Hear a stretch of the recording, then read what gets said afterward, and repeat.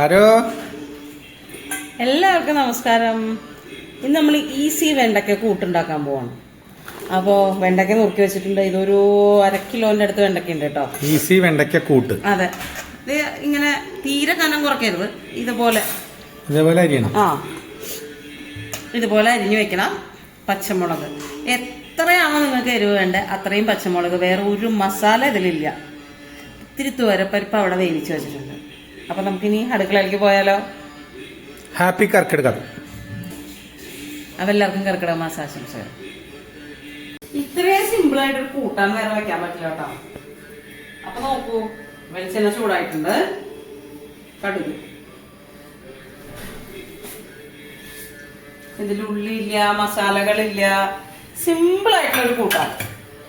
നമ്മുടെ ഒരു മൊണോഷ്യത്തിന്റെ ഒക്കെ ഒരു രൂപമാണ്.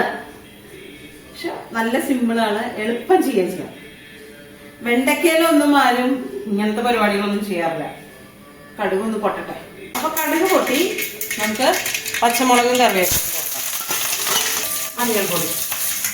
മഞ്ഞൾപ്പൊടി ചേർത്തു. ഒരു നുള്ള് കായം,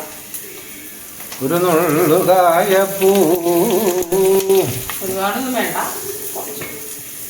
നമുക്ക് ഈ വെണ്ടയ്ക്ക എടുത്ത് ചേർക്കാം.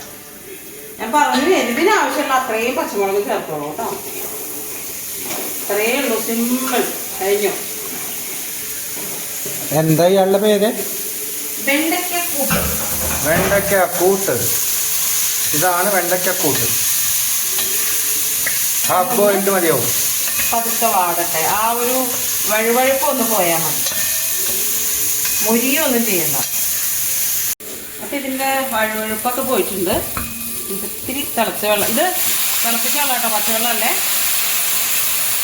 തിളപ്പിച്ചാറിയ വെള്ളം. തിളപ്പിച്ചാറിയ വെള്ളം ഉള്ളതുകൊണ്ട് ഞാൻ ഒഴിച്ചു. ഏത് വെള്ളം വേണമെങ്കിലും ഒഴിക്കാം. ഇനി എന്താ ചെയ്യാ? ഇതൊന്ന് തിളച്ച് കഴിയുമ്പോൾ നമുക്ക് പരിപ്പും ഉപ്പും ഒക്കെ ചേർക്കാം. അത്രയേ ഉള്ളൂ, സിമ്പിൾ.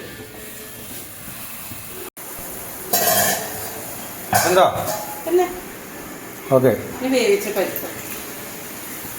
പരിപ്പ് വേവിച്ച് വെച്ചിരുന്നത് ഇതിലേക്ക് ആഡ് ചെയ്തു. ആവശ്യത്തിനുള്ള ഉപ്പും കൂടെ ചേർക്കാം. സൂപ്പർ കൂട്ടാൻ. ഞാനിപ്പോ ചോറ് ഉണ്ടാകാനായിട്ട് എടുത്ത് കുഴച്ച് ഞാനിപ്പോ കഴിക്കും. ഇതിന്റെ കൂടെ മുരിങ്ങക്കായ ചമ്മന്തി കൂട്ടി കഴിക്കും. അതെ, അത് സ്പെഷ്യലാ. ഒരു നല്ല തിള വന്നാൽ നമുക്ക് ഓഫ് ചെയ്യാം. അത്രയേ ഉള്ളൂ, സിമ്പിൾ കൂട്ടാൻ. തിളക്കട്ടെ അല്ലേ? കൂട്ടാൻ റെഡി.